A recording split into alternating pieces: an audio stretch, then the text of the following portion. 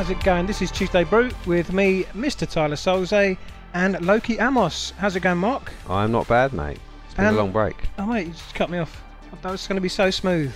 And then we just spoke over each other. It's ruined. Do it again if you really Yeah, go on. How's it going, Mark? I'm alright, mate. Yeah, good.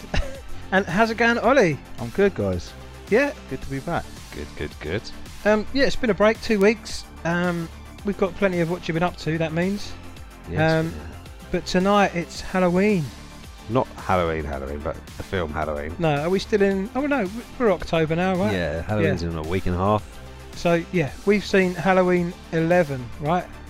Is it? Yeah. Yeah, this is a stupid franchise. This has been going on for ages. But this one kind of misses out most of them. Yeah, I might go for you for that, because you've recently seen the first one. I've right? watched the original yesterday. Yeah, I think between us we've seen them all. Yeah. Yeah. I think I've seen them all, but when they'll kind of turn to like a blur. Well, I've seen the first one and this one, so Yeah. Well, I think you're You can covered. fill the rest. Yeah. I think this one is basically set after the first one, so it's kind of like, and they've ignored all the others. Okay. So they Probably the best thing to do, right? Yeah, I think Okay. because they kind of kept changing things, trying new things. Third, like we said earlier, third didn't even have him in it, No. Mr. Michael Myers. There's a lot of big time actors that I don't know if they started in this franchise. Paul Rudd, Michelle Williams. Anyway, we'll review that, and then after that, Mark. We have trailers and what you've been up to. Okay. Are you ready, guys? Let's do it. Let's go.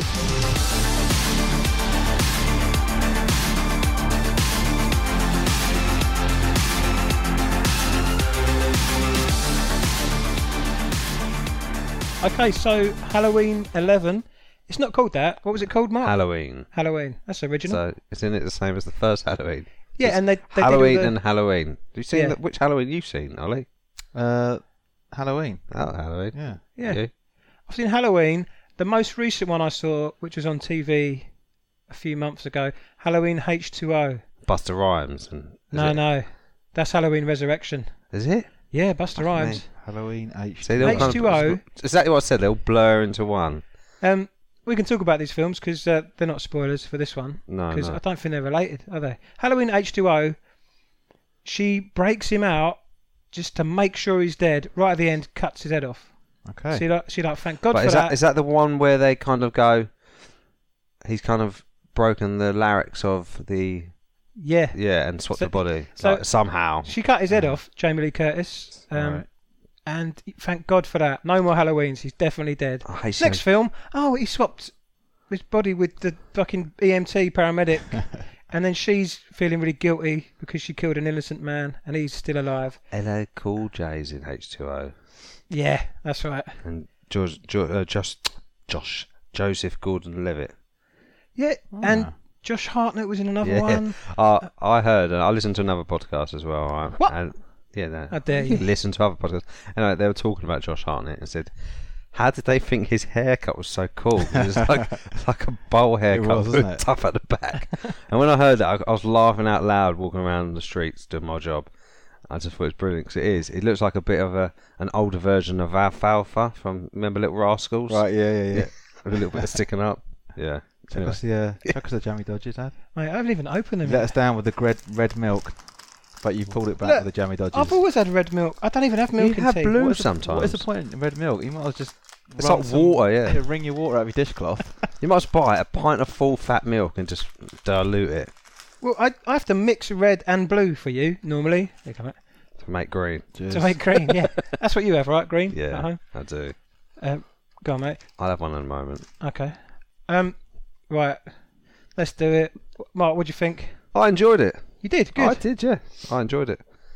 Ollie? Sorry, mate. Jammy dodger. Well, yeah, same actually. I was expecting to give you a one-word sort of review, i.e., shite. Yeah. But it actually was better than that. Do you So think? it surprised me. I went in there not expecting to be scared. Nah, this is not a scary. No, thing. they're more like slasher films, aren't they? Yeah. You know, Halloween films. Jump scares. Yeah. But who's scared of Michael Myers? We know what he looks like. Yeah. Yeah. There's no mystery there, is there? Yeah. It was it was better than I thought it was going to be. That's what I say about it. You know. Okay, It so was- you saw the first one. I'm taking Yeah. not recently. No. Did you think it was better than that? Or is it too far? Different context, isn't it? I suppose. When did I watch the first one? I want to say Long back time to ago. its best. That's what they say, isn't it? Is it back to its best? This 11 movie Well, franchise. compared to all the rest of Well, this yeah. crap that's in it, then Good. yeah, this is definitely one of the better ones, I'd say. Good. Do you because obviously they cut out all the middle films and all the shit, and they try to go right from the first one because obviously that's the cult classic that everyone loves. Josh. Fuck me, what's with Josh today? John Carpenter's classic film. He's a great director. He's a composer as well, isn't he? So he done the score for this. He wrote and directed the first one, right? Yeah. He Then produced this one. Okay. So he had a lot of involvement. I only watched it last night with the wife, who slated it quite a lot. It's not real, mate. If it's not real, your wife don't like it. No. So, But there's a lot of things in it you can kind of look to at. be honest, these are real. You talk about the sequels went a bit supernatural. Some of them he was possessed by the devil. Yeah. Or there's a cult. That's Do you what they remember? tried to say, yeah. That's why he keeps coming back. Oh. Well, this is not supernatural, is it? It's just a big fuck off bloke. Yeah. Escapes prison. And I think he looks so much better in this film than the original. He wasn't actually that big in this one. No. I think it's because I've seen He Rob weren't Zombie's... big in the original. If you watch the original, he's still quite skinny and small. Yeah. But I think it's that adrenaline thing. That adrenaline strength. I think Ollie talked about it on a previous film. Yeah. He can just lift people off the ground and crush them. Why is he so obsessed with knives? Because he could just rip people's heads off. We saw it in this film. That was a bit of a sticking point for me. Okay, I do you wanna do that in spoilers? Yeah. I think part of that's down to his very first kill. His very first kill was his sister. He used a kitchen With a knife. knife. When Yeah. I he was suppose 6 years old. Yeah. So is that kind It's of like giving people what they want from the brand. That was the brand, isn't it? Yeah. Him, mask, knife. That's why they tried to, in number 3, they didn't even have Michael Myers in it. They tried to change up a bit and try to do a new thing, but it didn't work, so they went back to Michael. Yeah. In this, he is so much more fluent the way he moves and stuff. Yeah. In the original, I'm not going to try to diss it because it is a classic, and it is a good film. But sometimes when Michael's hiding and you see him behind, and then all of a sudden he's like disappears, like he's playing peekaboo, like, "Woo, look at me," and then he's disappeared, and then he's back again, and it's like he's very not consistent of what he does throughout the film. 1978, right? Yeah. The first one. It kind of opened the door for a lot of horror films, and that kind of scare and that. But I liked his slasher. Terminator, like non-stoppable, just a non. He's driven. Isn't Yeah, just don't stop. Unstoppable Force type Yeah, thing. Yeah. that's it. I think that's great. When you see him like he's on the floor, and like in the original you see him in the bedroom, and she's hurt him, and he's down, and all of a sudden he sits right up. Yeah, we had that. And and that's great. I just love that because it's just like fuck. It's not like open his eyes, and it's just proper. My legs would raise. Yeah. I'd need some fucking heavy shoes on to just sit straight up like that. Was it just core strength? He's had a lot of time. Strength, He's had a lot of yeah. time in prison to practice. As soon as my shoulders come off the ground, my legs go woo. Right, should we do like a proper review and actually review it and then do spoilers? So story was alright. Yeah, it wasn't a bad idea. Bit repetitive than what they've done before. Yeah, There wasn't a lot of new stuff in there. I like how they played with the fact that how the original murders affected her. Yeah. Like it's obviously made her train her children Yeah, to I like fight that. and prepare for him again because Yes. she knows what he's like. There seems to be more of a focus on, like you said, how the family dynamic. Yeah, You have a lot of focus on the granddaughter. She's a big part of it. yeah. And I thought, that was quite interesting. I actually quite like the acting in this as well. Yeah. I think there's some Yeah. decent acting. Jamie Lee Curtis is a great actress, isn't she? She's Scream Queen. expect greatness from her. You know what I mean? And So she's a damaged. Yeah, they connected it well to the first one because we got to see what's happened to them both. He's been in prison. She's just messed up. Her whole life's fucked. She pretty much messed her kid up, yeah, didn't she? Just the way she was brought up, terrified. yeah, and that's what you're saying. That kind of ruined her relationship with her family. Yeah. Because she was so obsessed to protect them, so obsessed with protecting them from Michael. Yeah, made her daughter super paranoid. Yeah, So they don't have any sort of much contact. Social services took her away. That's right. Daughter Yeah. away. well, she's 12, wasn't it? Yeah. Yeah. She was. Yeah. Well, what else? And Actors. She kind of And locked this- herself down. And this didn't sort of centres around the granddaughter and Jamie Lee Curtis probably the two main characters. Would you say? Yeah. Main focus. So we've got a bit of high school stuff, some babysitting, obviously, because it's Halloween. Yeah. Movie. Yeah. What else? Before we go spoilers, what else? No, I like the fact they didn't try to add in actors to play old actors. Like sometimes they're like the Doctor. Yeah. He was a student of the Doctor who originally dealt with Marvel. He was passed away 40 years in this ago, yeah. storyline, isn't he? Yeah. And they've got a sort of a Dr. Loomis lover, sort of similar character, played by someone. I thought he looked. I told you, didn't I? He looked like an old Johnny Depp. Yeah, he did. Yeah. Do you think with a moustache? I thought he looked a bit Poirot-esque. Yeah, a little bit. Well, a bit like how he does in 22nd Jump Street, where he kind of falls off into disguise. Yeah, a bit like that. Yeah, should we go spoilers? Yeah. Have you got any actors up on your phones you want to talk about? Yeah, I've got actors. Do you know my favourite actor in the whole film was? Go on. The little boy. Do you like him? I thought he was brilliant. Yeah, he was good. He was funny. I'm just saying because Olly doesn't like kids. Yeah, no, honestly, I thought he was outstanding. I'm trying to find his name. It's Vince Mattis, I think. It is. His name's Vince Mattis. He I thought he was brilliant. Yeah. I thought he was actually quite touching when he comes out and his dad's gone out. Yeah. He shouts out, "Dad!" And he goes, "Daddy!" Oh, you're talking about that boy. He comes out with a gun. You think, oh, fucking... Like, it sounds like his voice is breaking. Yeah, and then he suddenly shrinks straight back to like a little 5-year-old scared kid, which he would be. But I just thought everything he did he really stuck with me, that kid, actually. Yeah, I thought he was outstanding. I thought you was talking about a little black lad. Oh, no, they used him too much. Like the little Some of it snarky, was funny. Yeah, and then... Well, we'll probably get onto that a bit later. Can I just... There was a lot of flashing in this film. Yeah. Apologies. What kid? I remember the kid being babysat. Which one are we talking about now? Well, the one I'm the talking one about. you like. Okay, so when the bus crashes... Yes. Yeah, the dad and the boy. He was very good. Hunting. He had a very short scene, but very literally realistic. 5 minutes. Yeah. I don't know. He just really, he really stuck with me. That kid. We'll definitely talk about him more in spoilers. Yeah. I thought it was spoilers. Is it spoilers? No, we were just getting a few bits out of the way. I was just getting a few. Don't give Bit them of clean. away. He said, "Should we do spoilers?" I said, "Yeah." Oh. Okay, sorry. I want to. Yeah. Oh, sorry. Okay. That's not a spoiler. No, not really. No. Yeah. I just got to say, the writing in this, all right, is definitely very much. You can see it's from the. What's his name? Danny. Glover. No, Danny McBride. Yes. You can see it's his kind of style of writing in a lot of it. As soon as I saw his name, because the director of this did Eastbound and Down, Pineapple Express, the Danny McBride stuff. I thought he'd be in this. I thought he'd write himself a little role, but he didn't. But you can see by some of the writing, some of the jokes that they talk about. Like the guy when he tried to cut through. I'm not going to say what happens in the cut through. Shortcut. Yeah, he does a shortcut, and he's sitting there and he's talking away, and he's like, "Oh, I thought there's signs." You can see. Yeah. I just pictured Danny McBride, when he's in Pineapple Express and he's on the floor after he's been hit by the day. I just couldn't imagine him, and I just cracked me up. But yeah, I didn't mind that though. I didn't mind a little bit of humour in this. It needed it. Yeah, I think. Do spoilers now then. Okay. Yeah or no? Yeah, that's fine. No, it's fine. Computer's gone. That's all right. Spoilers. He's dead, right? What, in the end of this? Are you going to go straight to the end? He ain't dead.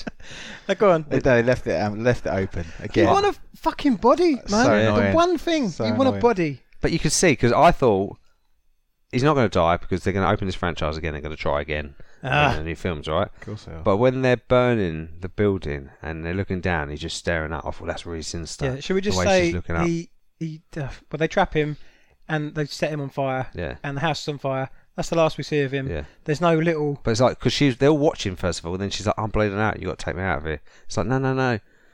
I'd rather die and watch that fucker burn, and make sure he's definitely dead. Yeah. He'll come back for the rest of them because that's what he was obsessed, isn't he?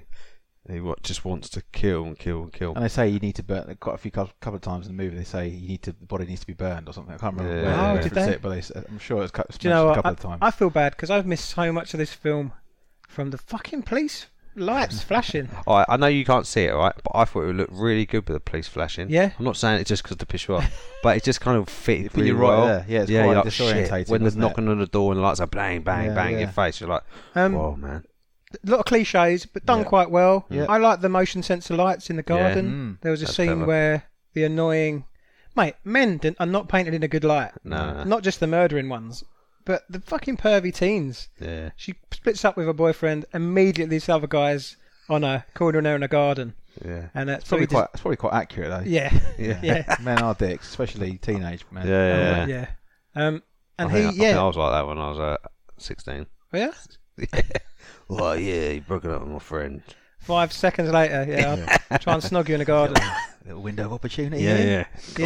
Rub my But hands. that's the character, the humour that you liked, that guy. Yeah, not just him. I mean, there's little bits, We throughout. didn't get any time with these characters at the high school, did we, really? Nah. I really thought there might have been a scene where he just walks in the school, and like all the flashing lights, and people don't realise. I wonder whether they thought that might be a bit sensitive, like going into a high school and then a mass murder in a high school type situation. Probably trying to avoid. Not that it's any less sensitive going for a neighbourhood, but maybe that was just a bit of a taboo. Because that's what works so well with this film. That baby. Yeah. Did you hear people go, God, I was fucking uncomfortable through that. I nearly walked out. Yeah. The amount of films I've seen where babies get carved up and killed, and I just... What films have you been watching? Well, shall I say? Hills of Eyes have done that. Mother, The Witch, the horrible stuff. Mate, I can't watch it. I nearly walked out the cinema. I heard the baby crying, and He didn't touch the baby though. he didn't. No. But You could know everyone done it, and that's why they've done it. Yeah, they it's wrote good. it in just to get everyone I to go. was exactly the same as you. If that had happened, I was prepared to get up and walk out. I would have. I do not need this shit. I I would have been left on my own because I've been like. But you know what they didn't even do was show the baby's face. Yeah. I couldn't even manage that in a horror film. Before I had a baby myself, they could have killed that baby. I'd be like, oh yeah, well, fair enough. Yeah. Just a film, God. It's a bit, a bit shocking. But since you have a kid, I can't watch that stuff. No. They did something similar at the beginning of the film, before the title sequence, where they're to investigate the journalists and with. They're visiting Michael in jail, wherever the Right, facility. people that have seen the trailer, there's two very British investigators. Oh, God, blimey! Yeah, we want to do a podcast. Want to interview him, but they didn't last long, did they? No. No. But similar in terms of the build-up. So when they're out, out in the courtyard. He's showing the mask, and then the music's ramped up, and then all the other patients are shouting, and it's building up to crescendo. Turn, look at the mark, and then nothing happens. You're like, so it ramps up your adrenaline, and like saying that. When I watched that on the trailer, I thought this looks cack, all right, and I was really annoyed with the trailer because we said this in the trailer. Yeah, a couple of reporters, podcasters. Look at the mask. They go and visit him in prison. Yeah, I just thought, look what at the are you mask, doing? Michael. Why are you trying to entice him? Yeah. Not realising what they're trying to do and why they're trying to get him to speak, but it makes more sense now when you watch it. As a film. Most I just didn't slashers- think the trailer was put together that great. No, it looked rubbish in the trailer. A lot of slashers, they have a stunt scene, a bit like a Bond film before the titles, where someone gets horrifically killed. So I thought he'd go over that line, right? And then grab him or something. In the yard, and then he'd lose his arm or something horrible. No, would happen exactly. to him. Yeah. So then I thought, they've survived. They'll be the main characters all the way through, and they weren't, were they? Well, what did happen to him was horrible, wasn't it? Or both of them, It's Yeah. quite fucking intense. But that's what I liked. All right, not the the intensity of the film, but the fact that in the original you see murders happen, all right, and they're like, really dramatic. These actresses and stuff, like it's fake, like look like paint on their blood, And this time it's kind of like you see him grabbing him, blocking, and like punching them and smashing their face in. You're like, fuck, man, this bloke. It gives you a bit more of a scare in the sense that he's a violent, horrible person. Visceral, wasn't it? The deaths were good. I thought the deaths were well acted. Yeah. Even the woman with the one scene who gets the knife through the neck. Yeah. That was just done so nice and cleanly, and it was realistic. If you watch the original, the killing in the car of the babysitter, she's at the window and Michael puts a knife around her neck. And she's like, but no blood, nothing. Did you feel like that? But it was a budget film. That I think for me though, that scene you just talked about there, like what did that add to the film? What I don't it was just really felt like a kill for the sake of it, for like a shock value. Well, it was unnecessary. I think he didn't kill for a reason anyway. It was a good scene because it was like a walk through, and he'd done someone with a hammer. We had to walk past the baby bit we talked about, knife through the neck. His motivations, he's just a crazy killer, right? There was no reason for him to walk through that house, was there? But then why doesn't he? He's walking through the streets and there's children and thingy milling around. Yeah. But he doesn't touch them. No. But he killed the little boy in the car. So what are you saying? So you're saying it's nothing about him not being prepared to kill children. So he's missing them. He's just ignoring them and going. Like you say, that scene, I thought it would keep going. I thought it's going to be a crazy... Because he walked up to a couple coming out dressed as doctors, and they see him. Well, he's going to go to that car, through the car, keep going. Yeah. Then it cuts back to the main story. But I thought it would be this warpath he's on. That was my issue. It just wasn't consistent enough. So I like that bit. I'm going to have to argue with my case. Do you think there should be more of it, though? That scene? That's what I think. Yeah, I think, because if you can do it, do it. But it just felt disjointed. Like, bits... Okay, he went in and he took the hammer to that lady and then went and... I think he kind of just went, right... We all know, they always talked in the films that, you know, he's this serial killer and half the times you never saw the kills, right? He's not clever, though. You know, that's what I like. They didn't try to make him like a super clever But it's killer. Just kind of, he's got no remorse and he doesn't care. And he's just, I don't know, just got this want to kill and to maim and hurt people. And seeing him do that when we've not really seen him do that before, you know, this is kind of man, you know, who's got no agenda really. He's got, you know, I think if he has an agenda, his one goal is to get fucking Jamie Lee Curtis' character. That's it. And get her because he didn't get her 4 years ago. But I like that scene. I like how I loved the camera placement. You know, from when it was up to the window and you see his face come in the mirror, and they carried on focus. Your focus all went straight to that woman, and then wait, just. Carried around. You know you're going to see him walk past those windows or something, but he's not quite sure. I think when it happens, you're like, oh shit. But you know when we and you can hear the sound of the dog as he goes through. You can't see it. You know when we talked about kidding the other day, and we said that scene where they have to set up while they're moving. Yeah. And that you can see it was quite similar in this kitchen scene with a hammer. Yeah. You see her, you see the table ramming around and stuff like that. You know something's happened, and I always find that quite disjointed in the sense that you know something's happened. Was that twins, Mark? We talked about twins, didn't we? Yeah. The woman who's making her dinner, right? Yeah.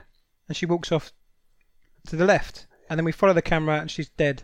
Yeah. She's always there, right? The sister, the twin sister, bloodied up. Don't you think? No, I don't think so. That'd be an easy way to film that. Yeah, if she's already set up with the blood. And I don't think it is. I think it's the way it was done, and the table shaking and that. And you got enough time because fucking. Michael went back and picked up the knife. It's just being a replica. She's laying there with half her head covered in blood, so it could be anyone. I'm just saying, we're thinking about how they set up long takes. Yeah, so they kind of set up while they're going along because they're going to carry on moving, aren't they? So they're going to show you that scene, show you that she's dead, and move on to the next bit. And I like that because it just shows you good. You know what I mean, though? I just think it's clever that the actress who's alive walks off. She's gone. Yeah, the stand-in. I see what you're saying. Yeah, I like that. Makes sense. So that's how they write a scene, so they can just keep going. Yeah.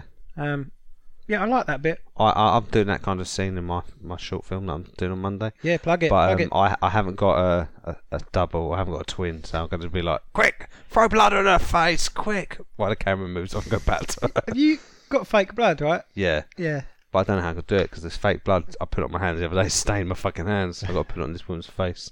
Well, I've just come off today and yesterday done an outdoor first aid course. Have you? Yeah, and the guy. Did they use blood? He makes his own blood. He just uses golden syrup and food colouring. Oh, cool. They look pretty good actually. Yeah. Yeah. That might be worth having a look at. Washes off. Yeah.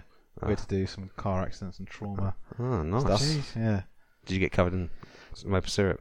No, I didn't. No.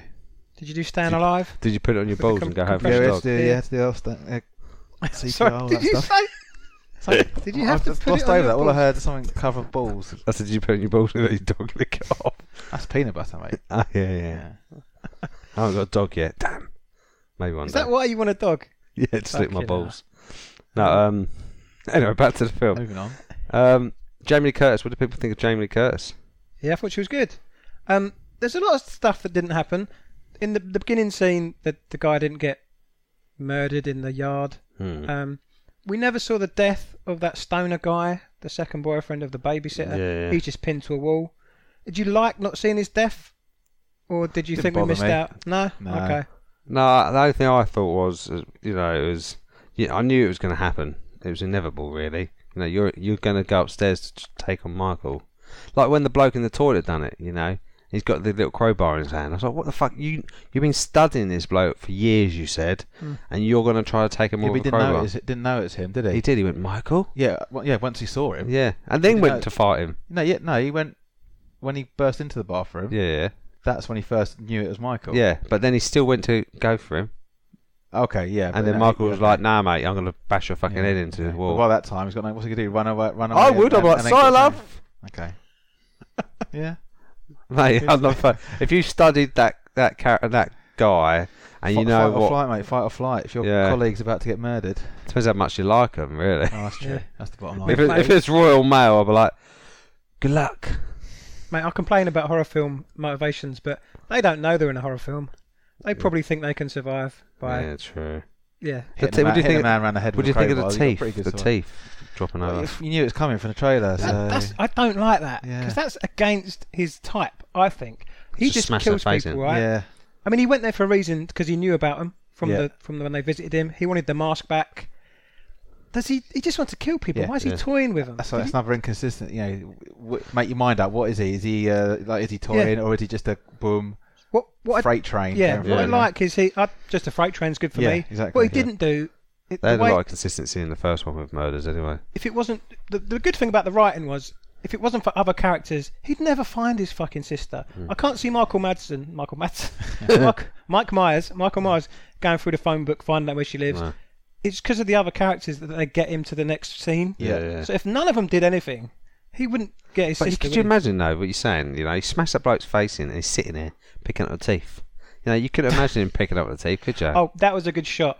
When I think the girl first asks, where's the bog? Yeah. Do you remember? And just his arm in the back, way in the background, he's just beating some bloke to death out the back window. I love that. Did you hear the woman beside me who's like, oh, is that Michael? I'm like, no, it's just a random other guy just kicking the shit and killing us. We talk about this every week. We had some chat again, didn't we? I blame Ollie for this one, because Ollie wanted to do an earlier screening. It's no problem, mate. I don't mind that. But it seemed to be full of middle-aged women, right, who were just fucking talking.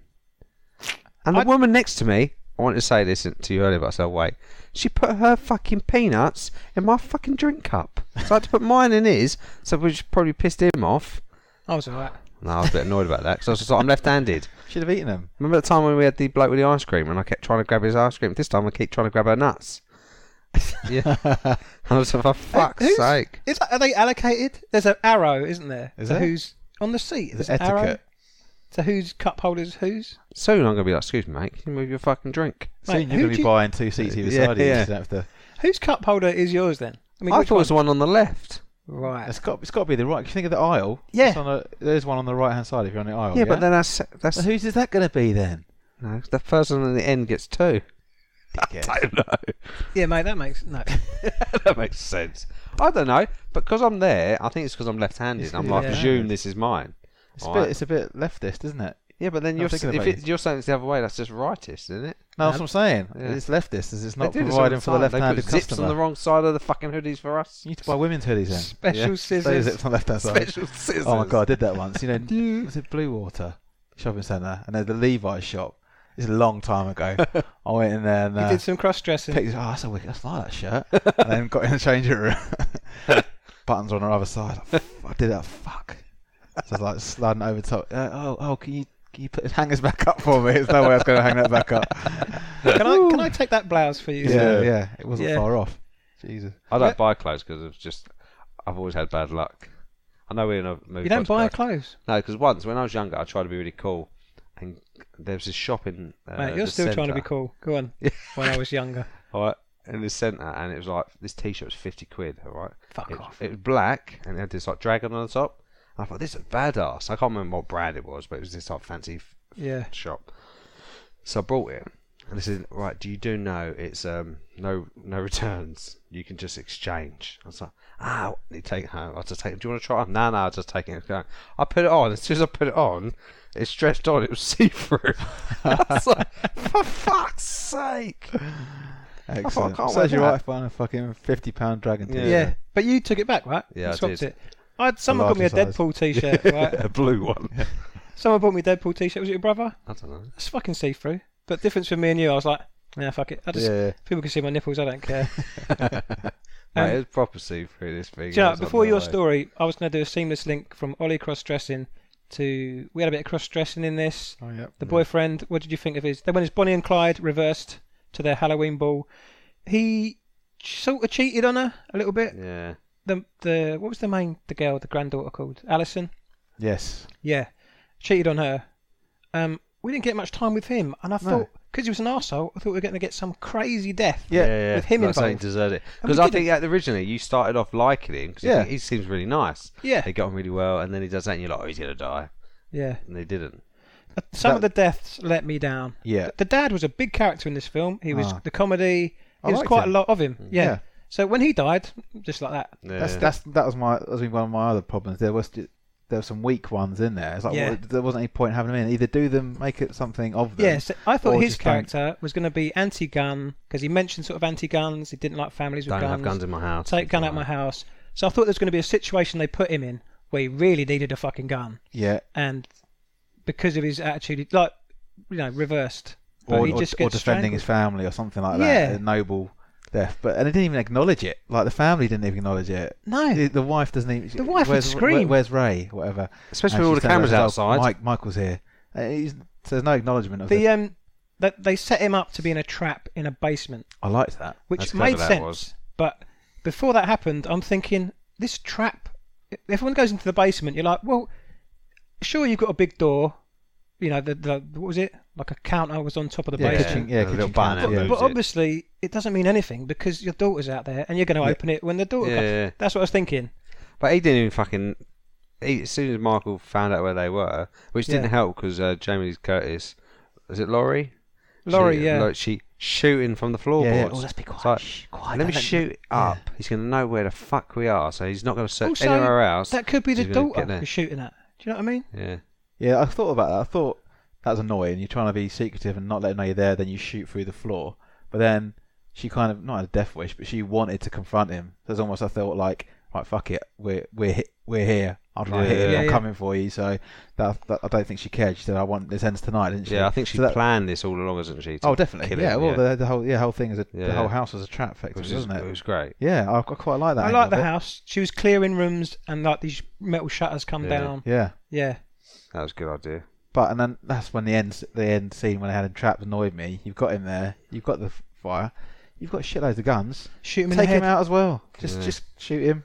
I got to say, I was a bit worried. I thought, is it Judy Greer's character, Karen, the daughter of Jericho? I thought she was going to kill Michael. I was like, please don't. You've not really had a strong enough part throughout the whole film, and you can't be the one to get to kill him. But she pulled it back. That was really clever. That was a cool scene. I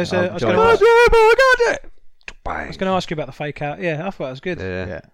And she missed. It wasn't a kill shot, was it? She missed it. And I kept thinking, well, she's been trained with guns, but then she's had a huge part of her life without guns. 20 odd years. So she's going to miss. Bit rusty, maybe. Yeah. There was a lot of Laurie. What's her name? Jamie Lee Curtis. Been training since the last film, so she had some good shots. You know, she hit him even though it was a mirror. That was a good shot. Like when she went Happy Halloween, Michael, and then she's come out the shadows, because I think that's kind of a bit of a throwback to the original, because where she's out the doorway and Michael's in the doorway and he kind of slowly comes out in the shadows in the original and then grabs her. This is kind of the other way around, so she comes out and stabs him in the in the back. Yeah, this house she set up with all the traps was good, but you wouldn't have a wardrobe, would you? Just hang your clothes out. I think that's another throwback places for him to hide? And why have a room full of fucking mannequins with the lights off? That was a bit of a stupid idea. Yeah, I guess they were to stock a target range, weren't they? Yeah. But maybe just keep them outside if you're maybe not worried about... lay him on the ground. Yeah. But it did make a good scene. Did you? That was creepy, wasn't it? Yeah, because you're not sure if he's going to be there, the camera's going to move, or the light of the torch, and then he'll be there. That's my other thing. Like, why use a torch? I hate when people use torches to shoot, because it's like an indication, it's a little beam of where you are. Yeah. Well, mate, I don't know a lot about guns, but why don't they just have a fucking Uzi in both hands? Shotguns, people can grab them, you know, when you go through a door. Yeah. But you're right about the torch. But if you've just got machine guns that can cut people in half in both hands... They need the gun from Dusk Till Dawn, the bloke's crutch, you know, when he just flips up. So he's got his hands free to hold them and shoot with his dick. Yeah. But I think, is there... what I've noticed recently, I don't know if it's been for a while, but watching the same thing as watching a Jack Ryan series. When they're going around with a gun, him particularly, they hold it like right to close to their chest. That's now. very realistic. And I'm presuming that's obviously for that reason. That you don't, if you go into a room like that, with your arms outstretched, someone goes, ooh, grabs it. Yeah. So the sheriff was doing the same thing when he was trying to clear. The sheriff had his fucking finger on the barrel of that revolver, which didn't seem right to me. That's just a little thing I noticed. I didn't notice that. Because he'd take his finger, he'd burn his finger. I've got to say about the shutters in the wardrobes, that's another throwback. Because it's a big scene in the original where she's in there and he's trying to get through, and that's another problem with the original was he can pick people up and hold them up off the ground and stuff like that, but he couldn't get in this shutter easy enough. He couldn't open the door. It's like, can't get in, this thin piece of wood. But how fucking stupid when he's outside, he's killed the dad. Yeah. And she's like, oh, Michael's out there. She's put all the bolts on, the big fucking bar across the door. Yeah. Ooh, I'm going to push my face up right next to the window. Yeah.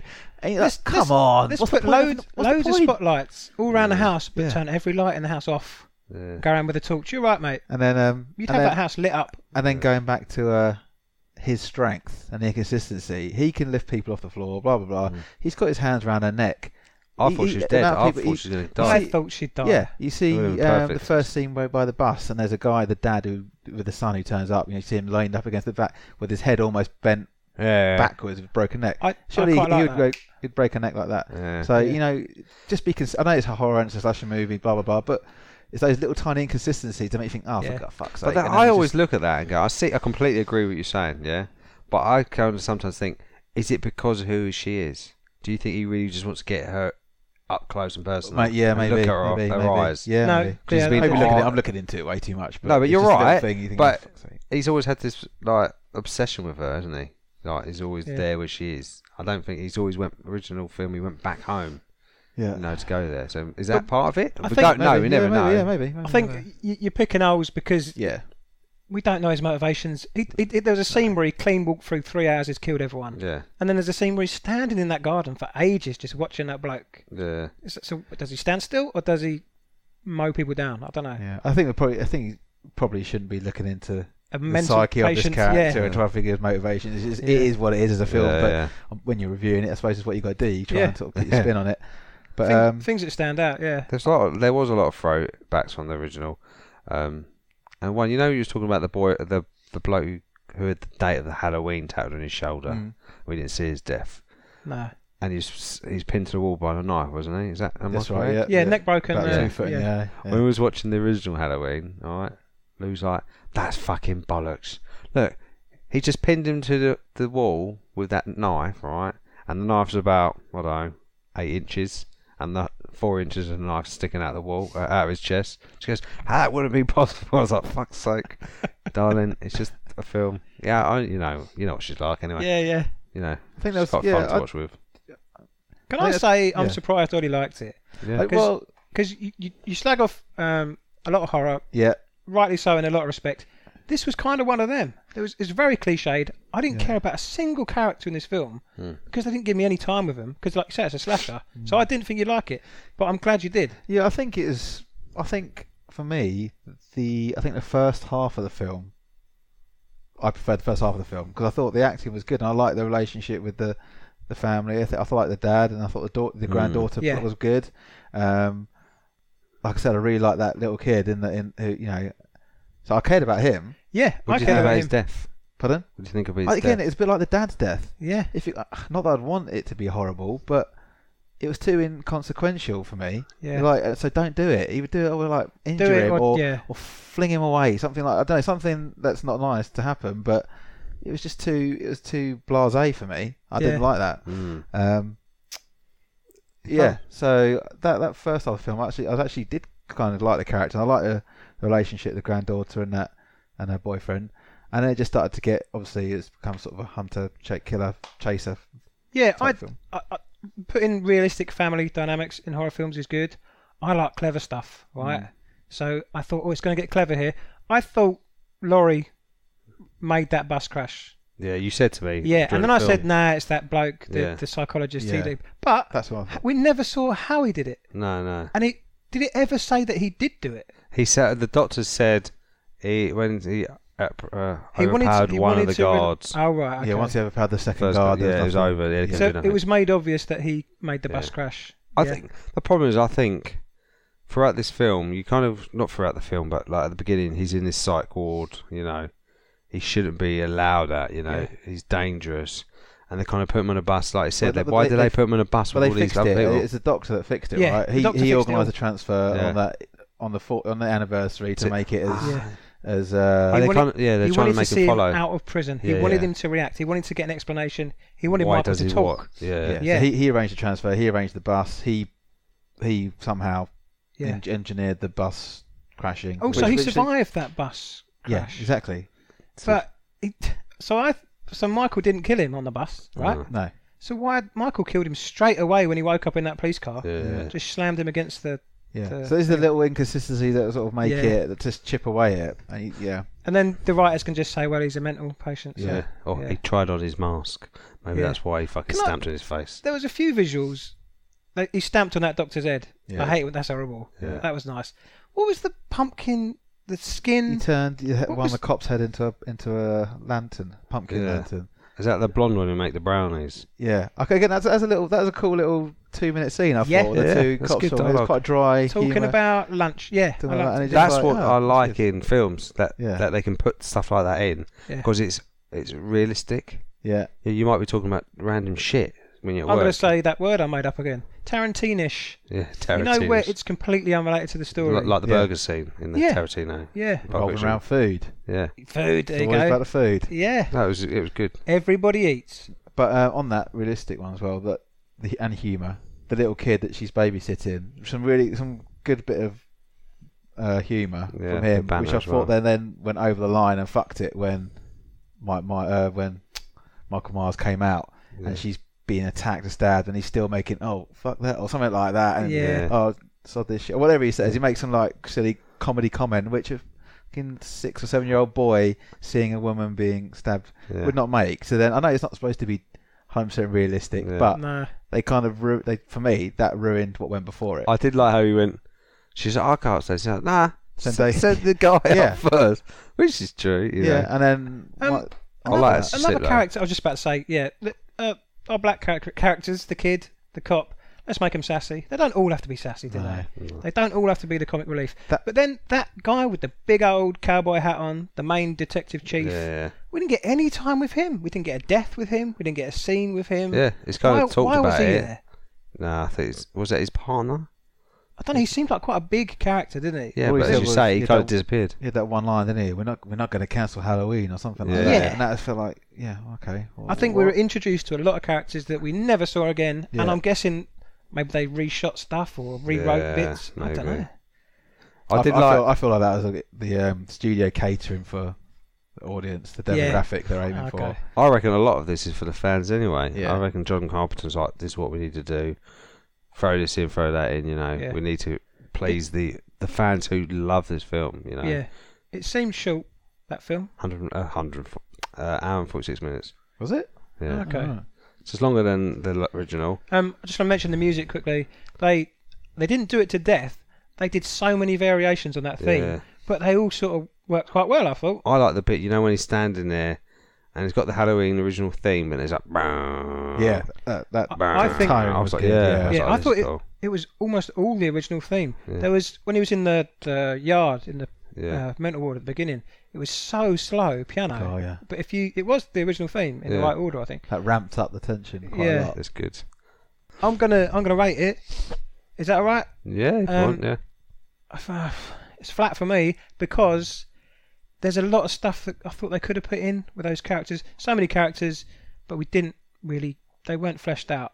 I know what you're saying though. They could have literally taken sort of 30% of the characters out and fleshed out the ones that kept the main ones, and it would have been. Because I thought the girl, the main girl, she was quite interesting. I thought she wasn't a bad actress. I thought we would have got more from her, and all we got is that everyone didn't believe Laurie, and then when she saw Michael in that when the floodlights scene, she saw him and then she realised that I didn't like that. Not mad because he killed the comedy guy. I stabbed him, hung him up on some railings, right? And then she discovers the body. Oh my god! And then he just steps out. Yeah. Why would he step out? So if you think about it, he's killed this bloke and then hid behind the wall, wait for her to come. Yeah. It's me. Again, it's just, mate, that's massive. Just the inconsistency. So he's either killed that bloke and fucked off, yeah, or killed him and stayed there. But no, he just stepped behind a wall and then. Watch the original and you'll see it all the time, and it'll just make you laugh. Yeah. The original, they do that so many times. He's just standing, and all of a sudden he's disappeared. I'm like, if you really think about it, is he sitting again? And then legging it, running somewhere else and standing there, trying to scare him. Yeah. No one thinks I talk, but I laugh all the time. Yeah, they should do that. Mate, you liked it. Any thumbs? Oh, one thumb up for me. Yeah. Flat for me. Flat, Ollie. Yeah. God. 2 flat. Are you flat as well, aren't you? Yeah, I'm flat. I'm going to give it a thumbs up because I like the deaths. Yeah. I like the fact that we saw a bit more Michael and his movements and his actually like getting the mask. Yeah, because you kind of see him like, it sounds silly, but like getting the mask out, putting the mask on, closing the boot, wandering around the house, fighting in the bathroom. Bloke goes, he puts his arm up to block a punch and then grabs the bloke and slams his face in. Is a bit more aggressive, and I like that. You actually see this kind of menacing side to him. It is good, but it is inconsistent. He's either killing people to get somewhere, or he's enjoying and brutally murdering. It's one or the other, but he does both. So. I think the reason I can let that go is because that's what the original's like. Yeah. It's inconsistent. 1 minute he's in the house killing people in the original, and he's chasing them down. Next minute he's fucking just wandering along the street to go to the next house. Yeah, it's the waiting. Yeah. So when he's in the dark room with the mannequins, he must have been waiting there fucking ages, right? But the first scene he's just giggling again. Yeah, giggling. And the first scene he's just an unstoppable moving knife. I'm gonna buy a Halloween mask. We could just film some of them scenes. Yeah. Start selling. Oh yeah, and cut them in between the original stuff. Yeah. Running around the back of the house.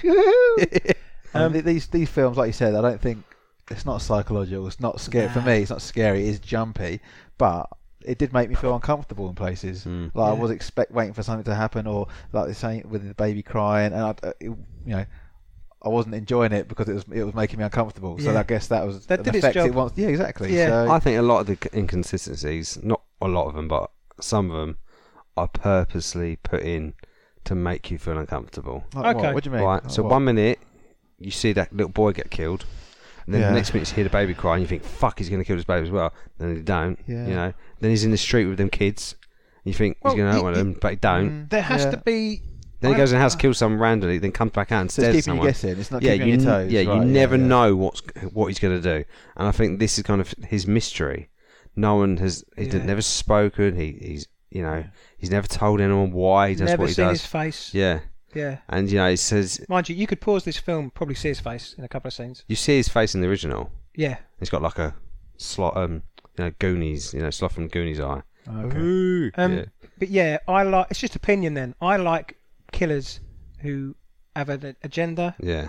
Like I think he got the hammer because it was a weapon. He wanted the knife, so he killed the woman. Like he had a reason to do some of his deaths. Yeah. Other deaths, he had no reason. Like he killed the kid Olly liked, because he was armed and he was in the car that he wanted. He wanted the car. That's what I presume. Yeah, but then he's passing other kids. Yeah. Who are near him, who he doesn't kill. Yeah. So, but yeah, you're Which right. Is good. Yeah. But then if he killed people in the streets, he's going to be drawing so much more attention to himself quicker. Okay, yeah. Because once he's in the house, no one sees that all the people he killed in the house are on their own, you know what I mean. None of them have got big parties. Yeah. Every single one of them are kind of like loners, so he can get that thirst and that want to kill. Yeah. That need to kill. That's and then move on. It's a bit irresponsible with the police as well. If they know he's on the loose, they know there's been X amount of murders at the bus scene, and then at the garage there's the 2 journalists, there's the attendant, there's the bloke in the garage, another 4 or 5 murders. Everyone stays in the house. You put it out on the news. You don't then let everyone. X amount of thousands of people didn't wander the streets. You can't cancel Halloween, Olly. Oh yeah, of course. Well, that's what's good. What I really like. Sheriff told us. Yeah, that's what I like. The fact that he's on Halloween is because he can walk the streets in his fucking mask, and no one's going to question it. Well, maybe not 40 years later, but he's very famous, right? People have just forgotten. Yeah. If you live in a town where Michael Myers lives, you'd recognise him, wouldn't you? Yeah. Was it his town though? Was it definitely his original town? Because you didn't see you don't see the house apart from the model of his old house. Yeah. Oh yeah, I saw that. She's got that. That's quite cool. I don't know. You'll have to look it up. Because like you said, when he's walking through that street and all the kids are up for Halloween, and that couple come out of the house, the lady sort of looks, and you think you could do something to her, but she almost looks as a kind of acknowledge or a second guess, like double take, like oh, but it's probably accurate. You probably could walk around like that at Halloween. Yeah. And well, maybe not quite. There's a film coming out. That's what you think as well about the Halloween Horror Nights that the big theme parks do. Oh yeah. I've always said, well, that's a perfect. It's like I always say, if you want to shoot someone, do it fireworks night. Right. Yeah. If you want to kill someone, do it Halloween Horror Nights. Yeah. Everyone's brandishing fake knives. It is surprising you don't hear more of that, considering there is a film coming out about that's the storyline. Oh really? I'll have to look it up. But could you imagine? Yeah, nasty, man. No thumbs from Olly, and one from Mark. I enjoyed I loved the original, and I enjoyed this one. So thumbs up. Are they the two best ones for you? Yeah. I think Rotten Tomatoes probably agrees with you. Yeah. Yeah.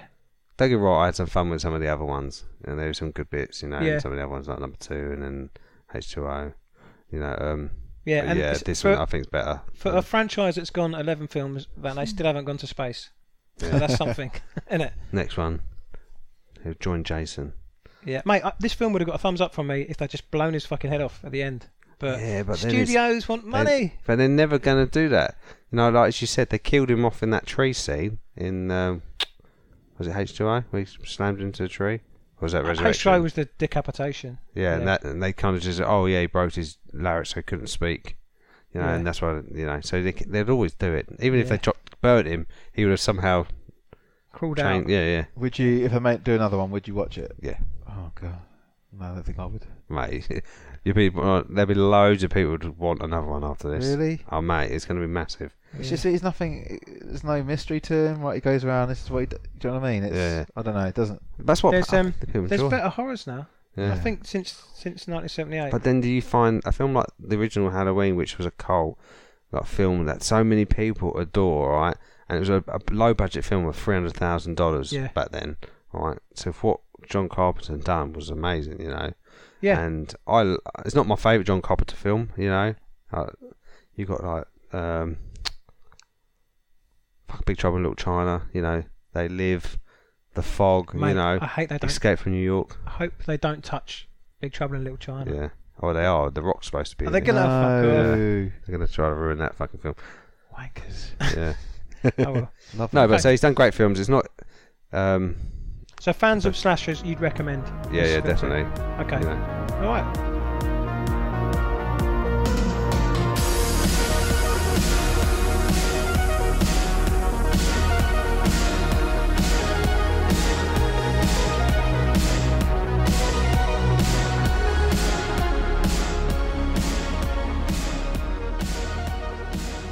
Okay, guys. Trailers. Who wants to go first?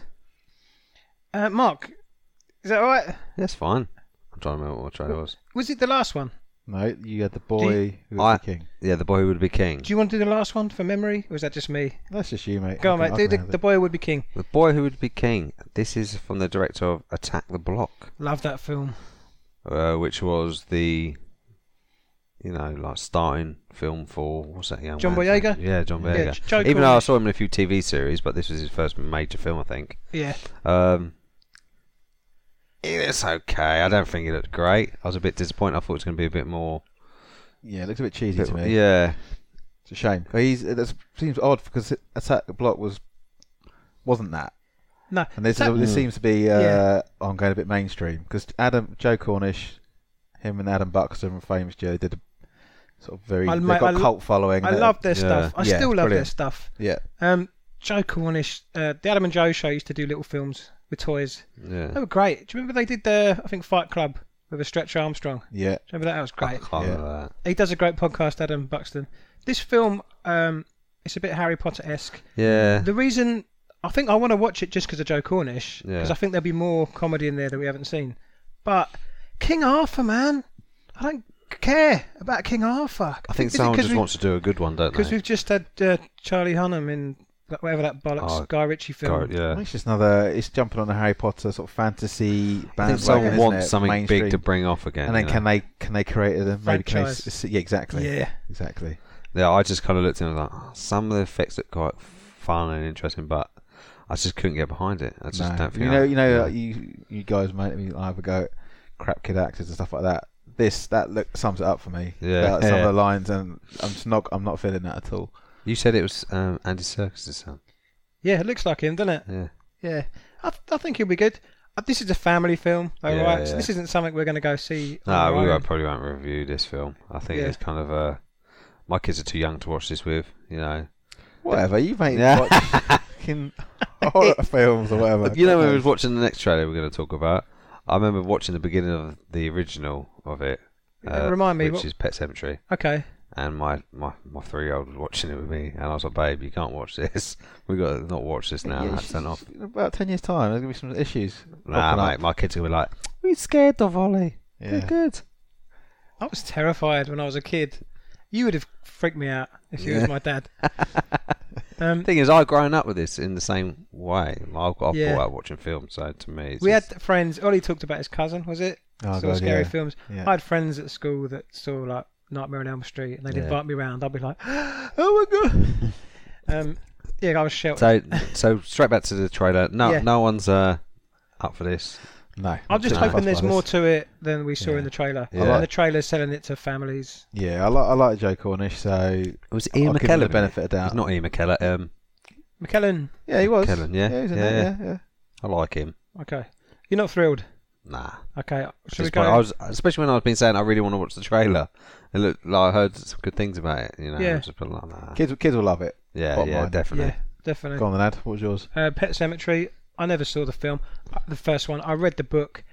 I think it was at a time in my life I was quite young and I liked animals. And it fucking ruined me, that book. Do you like animals now? Like like that. I still like animals, but this film's going to mess me He's up. got 12 buried in his garden. Yeah.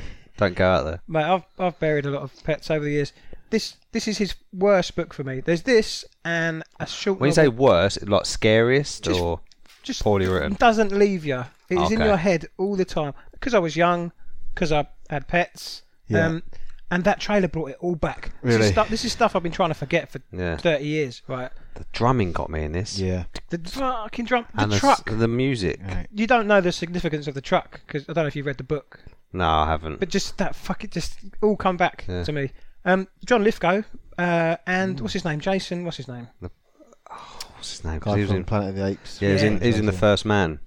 Oh, is he? Okay. Yeah. We'll leave it at that. Whatever he is, he's good. Yeah. So I think the film will be good. Yeah. I don't want to watch it. No, my immediate thought was, fuck that. Yeah. But I'm I like, know I can't wait to see it. No, it does look I'll scary. have to watch it, but Yeah. I don't want to.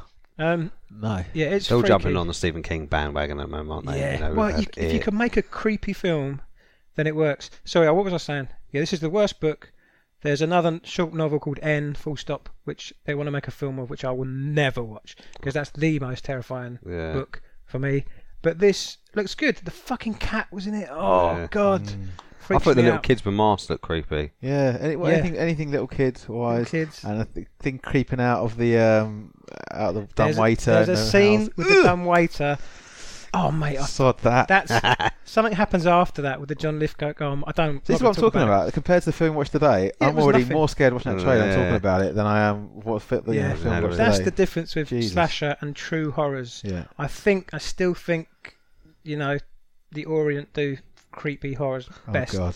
But yeah, I'm up for this. It I looks think good. they'll keep remaking films like this, especially when you've had the success of It, and some of these like Hereditary and stuff recently. These new found horrors that are freaking people out. I think they know what's scaring people, so they're going to keep But going that way. It's not easy to make really good No. creepy films. So yeah, I'm gonna see it, but I don't want to. No, I'm up for that. Check out that trailer. The last trailer. As a escape room. Right. Oh, I thought that looked good. Yeah, you think, I know what, I initially started off thinking, oh, this is going to be a bit like Saw or something like that. Is what I Yeah. really thought. I And it kept kind thinking of of got The that Collector. vibe to it a little bit. So But you thought it started off bad, but you liked it as it went I'm on. more intrigued. Yeah, definitely. I think Okay. I'll watch this. I'm You're the opposite, yeah. I'm the opposite. Yeah, okay. I just in the sense of it just looks visually looks pretty cool, and some of the ideas they've come Yeah. up with, and it doesn't look too Saw-like in terms of people getting polished off left, right, centre really quickly. So there'd be more of a sort of thriller element to it, if you know what I mean, rather than just Psychological thriller. Yeah, exactly. There's a question why they're all there. Yeah, so basically 5 people from whatever. That's a bit Saw-like, isn't it? Yeah, ending up in this room for whatever reason. They've been given this card somehow. You see, and it's basically you want to change your life or something. It's competition for $1 million, isn't it? The thing they're entering. And then suddenly, you're right. I don't think they're just going to get taken out one by one. No, I think. But you like the beginning. You didn't like the beginning, but you liked the end. Maybe I just had a preconception of what it was. I think it changed. It looked good because as soon as I don't recognise any actors, like big actors, I'm like, I'm up for this. And the start was good, and it'd be like a thriller and a mystery. And as soon as there was a fucking holographic atmosphere, I think they were out in the snow. Yeah, this isn't real, and they touch a screen. Yeah. Even though Cabin in the Woods was that's great. what I was thinking. It was a bit like that. This was very Cabin in the Woods. That had a force field, didn't it? Do you remember when old Thor died on his bike? Yeah. As soon as they did that holographic. Then it turns into sci-fi, and then even though I love sci-fi, I'd rather not. Then all the rules are out the window. Yeah, it can do anything. Exactly. A bit like Supernatural. I suppose I'm intrigued. I'm intrigued. Is what I would say. I'll see it. Definitely. Cube, the French film. That's pretty much what this is going to be, I think. Yeah. I kept thinking of The Gift. Do you remember the film Gift with Cameron Diaz and Jason Bateman? When they get a little box. The beginning. Yeah, like the box in the doorway. A bit like The Collector. I thought there was going to be shit that happens around the house. I think visually it looks pretty cool. I mean, some of the what happens to the room and stuff, and it looks got to be quite tense and stuff. But is it the music in that was quite thingy? It's quite like a normal music, nice music, and it kind of threw you off a little bit. Because when they put like nice, like cheery music with shit happening, it's horrible. Yeah. And then like people going it just fucking freaks you out even a little more because you're like, that's unsettling. Yeah. Again, unsettling with Pet Sematary is those strings. Very hereditary, like you said. Yeah. So check out all those 3 trailers. Looking forward to them. Yeah. Well, 2 of them. Yeah. Well, mate, hopefully 1.5. The Boy Would Be King will be better than it was. Yeah. Bad trailer, man. Hey, do you know what that trailer kind of reminded me of? That new film that you was really looking forward to with Simon Pegg in it. Oh no, I really wasn't looking forward to that. I thought you was looking forward to it, but you saw the trailer and it really put you off. Yeah, that was it. Yeah. Oh, you're right. You've got a good memory. Something about a school. Yeah. Michael Sheen. Yeah. Okay, that's trailers. Shall we do some what you been up to? Okay. I like that jingle.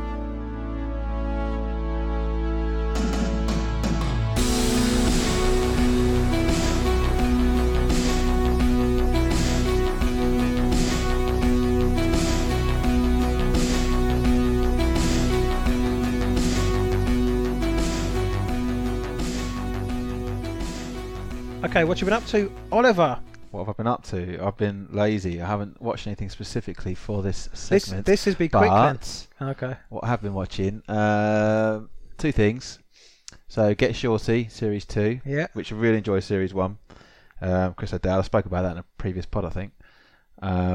He's great. Yeah, he's really good. Still you've got to crack on that because on if you've got Sky or whatever, you can download the whole series. It's all there all there to watch 10 episodes.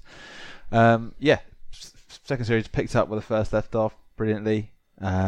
Characters are all developing nicely. It's just really, really watchable. He's great as a lead man, actually. Yeah. He's sort of. I never took him as a lead actor. No, especially in this role as a sort of kind of an enforcer. But he's more unhinged. And Can I say, for people that have seen the films, it's better than both those films. Yeah, definitely. And it's really developing as a series, actually. And all the characters you're invested in, and they're really well acted. So really good storyline, moves quickly.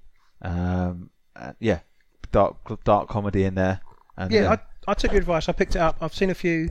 You told me that is it quite self-contained at the end? There's not a proper cliffhanger, right? I mean, don't give nothing away. No, it's nothing. You're not hanging on the edge to see. What happens at the end? For the new series. No. Yeah.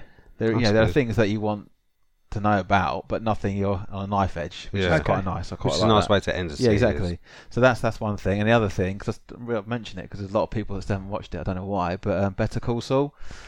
Yeah, I've got the first series. Series 4 is just finished, wrapped up on Netflix, and I think for me, it might be the best thing I've ever watched. For me, it's a level above, and you don't have to watch Breaking Bad to enjoy it at all. There are characters in it, similar characters, but you do get a sort of different enjoyment if you have seen Breaking Bad, because you know where these characters' storylines are going. It's you want to know, you love them from that original series and you want to know about them, but it explores the better characters of Breaking Bad. Because in Breaking Bad, really only liked what's the fucking name? Walter White. Bryan Cranston. Yeah. You didn't like Aaron Paul. Oh mate, no, I didn't. I think he fucking wound me up. He's I like the main the contrast character. of him. So if you don't like him, you're kind of stuck. He just got irritating on my tits, to be honest, towards the end. Anyway, but my favourite character in Breaking Bad was Mike, who was the ex-copper. Again, he's one of my favourite characters in Better Call Saul. Yeah, he is amazing. But we know what's going to happen to him. Yeah, but I just put it out of your head. I think I just enjoy. I think every episode of this has not been a poor episode out in 4 series. 40 odd episodes. I think it's a masterpiece. I think the acting, good. Bob Odenkirk, I think he plays, and then Rhea Seehorn, who plays Kim Wexler. Michael McKean, who plays his brother. It's just they're just outstanding. There's not one poor performance. It's just another level. So you haven't got Aaron Paul in there? No, they're not. They're irrelevant. They're not. They're nothing to do with this. People, every time there's a new series, are they going to come up? Are they going? I don't want them to come up. They will ruin it. Breaking Bad's done. I think they've done such a good job. They've trod the line so well, and they've developed. I mean, there's still parts I'm not going to spoil it, but where is it in this series or series 3 where you're flashing forward to way behind. Saul, it's in black and white, and he's working at a That's still not explained. Still going. It's still going. And the flash forward is something they took from the last series of Breaking Bad. And you got Walter White with the beard. Yeah. And you don't know how it's going to come to that. Yeah, similar. I do want to watch it. I just haven't. When there's so much on the TV. You need to prioritise it because it's a level above the acting, the writing. It's just. You watch it, finish an episode, you think, fucking, that's so clever how they got to that bit, or they made me think this was going to happen. You can't predict it, and you think, the situation's how they're going to get out of this. It's just such clever stuff going on, and it's beautiful. It's shot really well. There's not, you don't. The other thing that was good about Breaking Bad is they don't spoon feed you with the music and all that kind of shit. There's music in it from time to time. It's used to great effect, but it's more just to add to the atmosphere rather than tell you what's going on. It's just all about the writing and the acting. Definitely up for that. Yeah. Don't get too behind. I put it off for ages because I thought there's too many episodes. I'm not going to catch up. Yeah. Shall I do my what you've been up to? Yeah. Go on in. So Adam, what you been up to? Thank you very much. Just going to say, I put this film off for ages because it looks good. Yeah, it was brilliant. Searching, right? John Cho, is it? Yeah. It is so good. We've talked about this so much. I think we talked about the trailer of this, didn't we? Yeah, and I kept saying, I've got to see that. It's completely on screens, computer screens. How do I sum this film up? Basically, when there's not a video, like FaceTime, you see yourself on the screen, don't you? When that window's not open, it's acting with the movement of the mouse. How do I explain that? The way he clicks around windows, and he writes stuff, deletes it, like we would do. He wrote a whole passage to his daughter, and you read it, gives you time to read it, and then he's not going to send that because your emotions are with him. Okay. You can't send that. But the movement of the mouse when he's checking pictures, because it's a mystery thriller, and you think you've seen something, and then no, you haven't. But then he did as well, so he'll move the mouse. The mouse will pause, like you do. You're like, what was that? And it will go slowly over. I'm not explaining it well enough. No, I think so you're like almost hypnotised by you're following that, and that's leading you on the story as well. Yeah, and the way they use the OS, so like the build-up's all in Windows XP, which we'll remember. So the older characters will have that, and they'll use. And then the grown-up, the girl uses a Mac with FaceTime, and just the way apps are used. Yeah. He's hunting for his daughter, basically. That's in the trailer.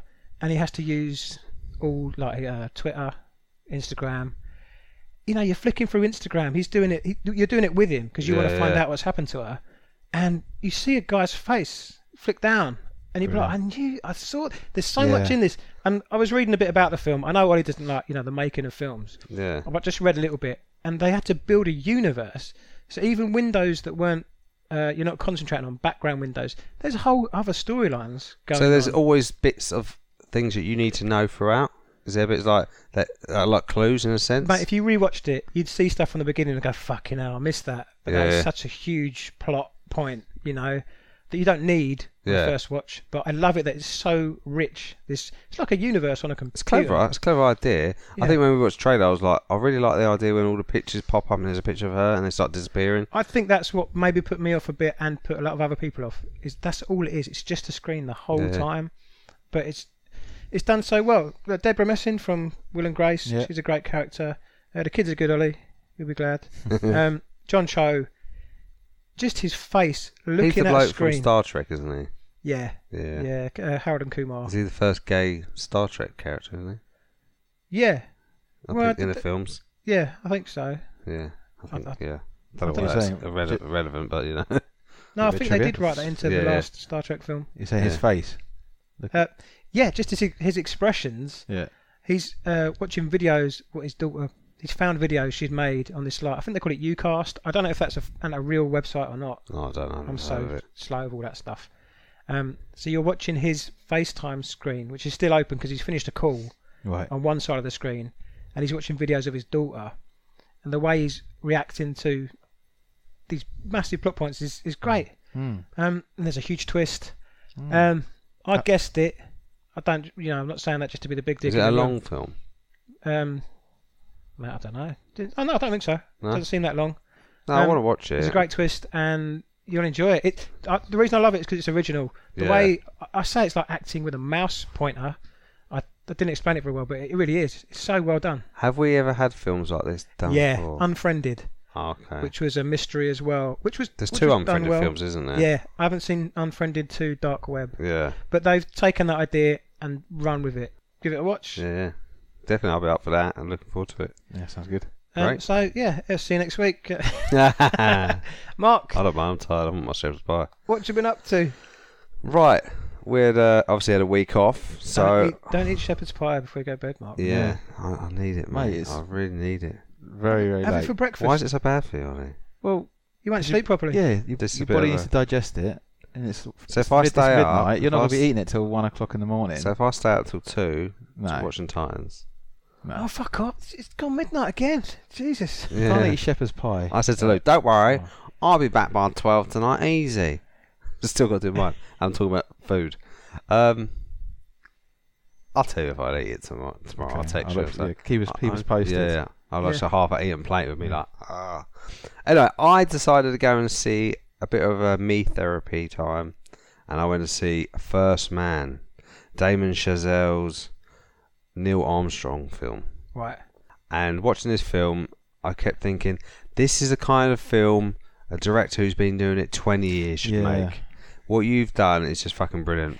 Your vision is really high. It's quite an impressive resume. For what he's done, 3 films for free for me so far.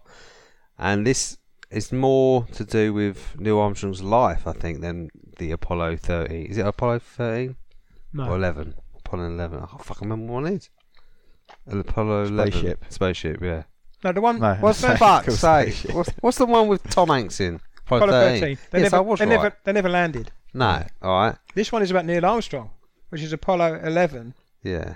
The first men on the moon, yeah. Okay, so, anyway. That's the only time he went to space, right? Who, Neil Armstrong? Yeah. Neil Armstrong, yeah. We're talking about One Small Step for Man. Yes. Yeah, Apollo 11. Not the cyclist. Huh? That's not Lance Armstrong.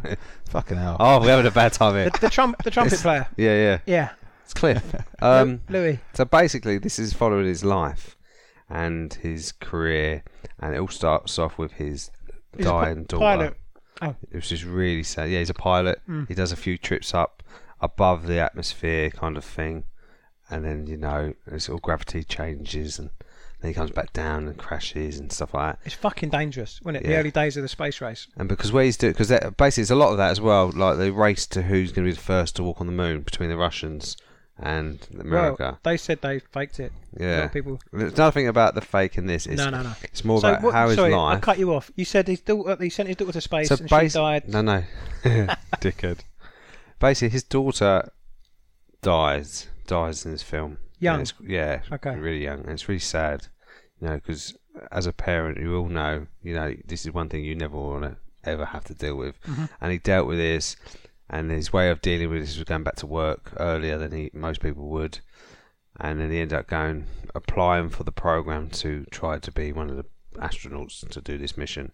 So basically, you kind of go through the Gemini program where they're trying to connect a spaceship before, like, what they're docking, like in orbit. So they're trying to dock in orbit, have things spied out control. There's a lot of shakiness in the camera to kind of get this feel that you're in space with them. And there's a scene where they're floating through space, and it starts wobbling, and they're like, "Well, we're going off axis here." And also it starts spinning. And it's so fucking fast. You can see the thing spin like that. They're like, they're going to pass out. And you can see them all struggling, trying to get it back on. And it's really tense. You're like, fuck, man. And every time it's inside, everything's shaking. It's dark, and you get some really nice scenes of like the Earth's atmosphere and the shape of the Earth, the curvature of the Earth. Yeah, it's cinema, so nice. Right? Oh yeah, definitely. We're always talking about a TV versus filmed cinema. on like 16mm. It just looks great. It's got that nice 60s, 70s feel to it. And it's talking about, like, not just about his daughter dying, but also friends of his who obviously are trying to do the mission as well. It's about more the human side, the effect on him and his family. Yeah. And, you do see some of the moon landing. Has he got more kids? He's got one son. Then he had a son and a daughter. The daughter died. He had another son, so he's got two sons. Okay. It's his relationship with his wife. How he got so obsessed with trying to work out how they're going to do this landing. So a lot of it was like him and his wife arguing. He'll come home and then he'll just walk straight out again because he didn't want her to deal with any questions because he's never spoke about his daughter. His friends who are all practicing loading up. Buzz turn up? Is he a main character in this? Buzz. Buzz. Yeah. Oh, you dickheads. You're not talking about... You're taking a piss there, yeah? No, I'm talking about Buzz Aldrin. Oh, he said Buzz Lightyear, dickhead. No, basically one of them, there's a couple that are in a thing in a massive fire, and they show that, and there's a lot of deaths, weren't there? Yeah, it's really sad. They got trapped in the fire in a capsule. Fucking. And they're trying to speak, and they've got radio problems, and they're trying to get out, and the oxygen is pouring through, and then it just goes bang, and you think, and they're at the same time he's at the White House trying to speak to all the senators and stuff about why this is going to work. Okay. And I think they kind of jumped the gun when the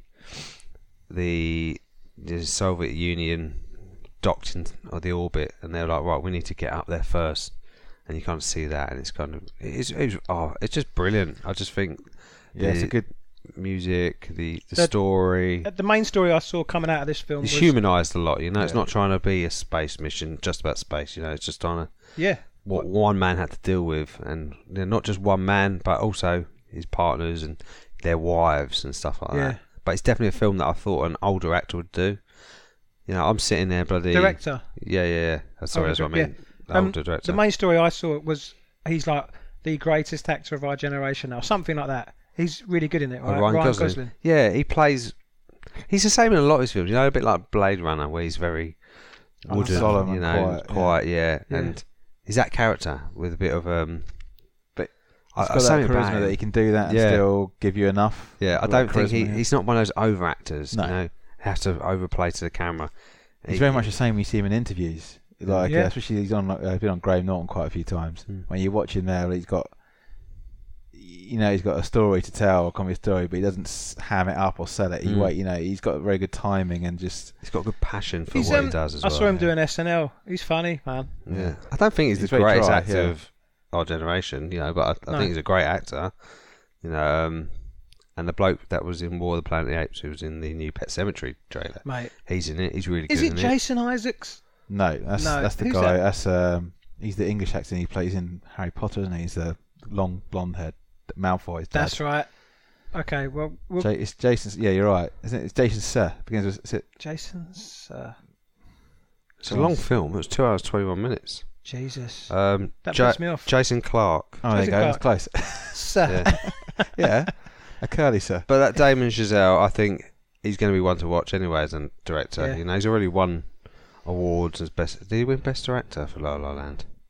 It's a good pedigree so far. La La Land, Whiplash. And this is obviously not musical, but if you watch it, it's got a lot of the score and the music is. They're talking about it on Ryan Gosling was talking about. It's a special.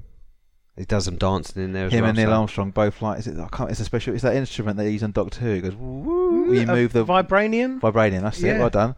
Him and he loves it. He plays it, and so and Neil Armstrong's got was a connection they had together. What is that? Do they like it because that's the Star Trek theme, isn't it? I don't know why. And there's some music that they both really enjoyed separately before they knew each other. That's in there. This is 60s, right? So there must be some good music in this. Yeah, it's good. Yeah. There's also the scene where there's a nice scene. Mate, I thought my watch had been up too as long. Jesus. Yeah, but a bit like La La Land. Do you know when he dances with Emma Stone. In the house, Emma Stone in the house? They've got a kind of scene like that. He dances with, I think it's Claire Voy who plays his wife, and they dance nicely in their house with the kind of music that the La La Land. Yeah. Kind of was, it's good. It's definitely a film to watch. I recommend it. It's great. I really enjoyed it. Yeah, I was going to see that. It might be long, but it's definitely it keeps you on your edge of your seat and intense all the way through. And you saw this on your own. Sorry, I'm boring you. I'm fucking wanker. Yeah. Yes, I saw it on my own. Yeah. Did you feel weird going on your own? No, I like dancing on my own. Yeah. That's his ideal scenario. Mate, I there's fuck all people in there. I sat and I wrote to myself. Mate. Did you got IMAX? And I sat there with my feet up. No. I should have. Because IMAX is free. Just to let everyone know at home. Yeah. There's no fucking stewards on that IMAX door. Just walk in. Nice. Do you feel like a director watching a cut of your own film? Nice. It's yeah, IMAX would definitely be good because the cinematography in this is brilliant. It looks great. The colours, the tone. As I say, 16 mil. I might take wife to this. Yeah, she'll enjoy it. She'll probably cry. Yeah. Okay, I'm going to see that. Watch Searching. Hold on, Ollie, are you going to see that? Am I going to see it? Yeah, or would you watch it? Yeah, I'd watch it. Yeah, of course I would. Yeah. Good. Yeah. And watch the new series of Better Call Saul, but also Get Shorted. Yeah, okay.